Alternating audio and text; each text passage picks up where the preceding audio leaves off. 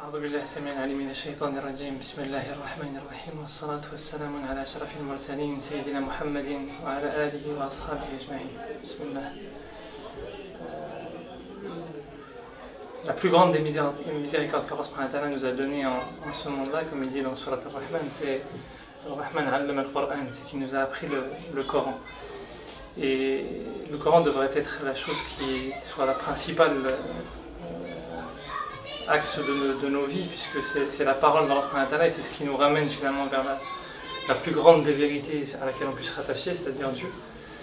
Et le moment qu'Allah a choisi pour qu'on soit en lien le plus étroit avec le Coran, où il y a ce dialogue et cet échange, comme il dit le prophète, où on parle à Dieu et Dieu nous parle, c'est pendant la prière. C'est-à-dire que tout ce qu'on apprend du Coran, toute la relation qu'on entretient avec le Coran, elle se traduit dans son moment le plus profond lorsqu'on est en prière. Et c'est pas pour rien qu'Allah a imposé au début de la révélation au prophète et aux compagnons de prier la nuit, même jusqu'à la moitié de la nuit, pour qu'ils puissent méditer véritablement sur ces paroles du Coran. Et le meilleur moyen pour pouvoir méditer sur ces paroles du Coran, c'était de prier tout simplement.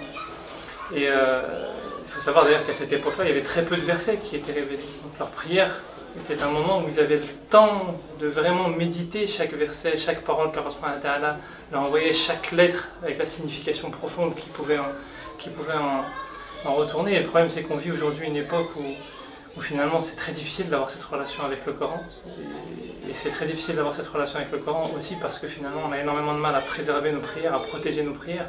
On dit que les nafilas qu'on fait, les prières surrogatoires qu'on fait avant et après chaque prière sont un moment de protection. Chaque pas qu'on fait vers la mosquée est un moment de protection pour protéger sa prière, parce que c'est ce moment sacré où on va communiquer avec Dieu.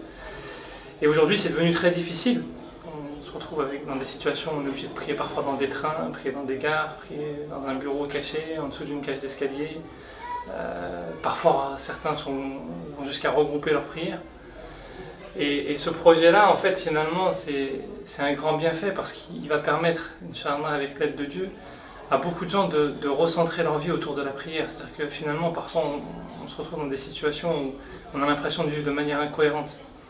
Mais si on vit de manière incohérente, c'est parce que finalement, ce moment central qui nous permet de tout redéfinir, il est négligé. Ce moment central où on est dans la prière, où Allah subhanahu wa ta'ala remet tout en ordre. Je ne parle même pas intellectuellement, même si intellectuellement c'est important. C'est-à-dire qu'au niveau du cœur, les choses se recentrent, les choses se remettent en ordre et on sait pourquoi on avance et on sait vers quoi on avance. Le cœur nous donne le sens. Et ce moment de prière, avec ce projet de Salat Surfing, finalement, quand les personnes sont au travail ou sont dans une ville qu'ils n'ont pas l'habitude de connaître ou ailleurs, et qui peuvent aller chez quelqu'un qui va les accueillir, les héberger, qui va leur offrir un endroit, ils vont pouvoir se concentrer dans leur prière, ils vont pouvoir avoir un moment de présence dans leur prière sans être stressés par le regard de l'autre, sans être stressés pour savoir où est-ce qu'ils vont pouvoir prier, où est-ce qu'ils vont devoir rattraper leur prière. C'est une des grandes ni'mas et Allah subhanahu wa ta'ala, ce n'est pas pour rien qu'il a fait en sorte que cette obligation-là, il est recommandé, même plus que recommandé, de la prier collectivement, parce que ce moment où on se recentre, on a besoin d'être ensemble. Et aujourd'hui, dans cette société de l'individualisme, finalement, on a non seulement du mal à prier, mais on a aussi énormément de mal à vivre ensemble, à créer des liens, à vivre la foi tous ensemble et en fraternité. Et le fait que quelqu'un, dans cette société très individualisée, fasse le pas de dire « j'ouvre ma porte et je dépasse toutes ces craintes ». C'est-à-dire qu'aujourd'hui, on a peur que son voisin soit un assassin, que ce soit un terroriste, que ce soit je ne sais quoi. C'est cette culture-là qui n'existait pas dans les générations précédentes. Il y a toujours eu du mal en chaque époque, et pourtant on n'avait pas peur d'ouvrir sa porte. Et la prière, Inch'Allah, va nous aider à redépasser toutes ces contraintes-là pour revenir à l'essence même du message de l'islam. C'est-à-dire que c'est ce moment où on est avec Dieu qui nous permet de recréer du lien pour avancer ensemble vers la vérité absolue qui est au-delà de ce qui est apparent dans ce monde.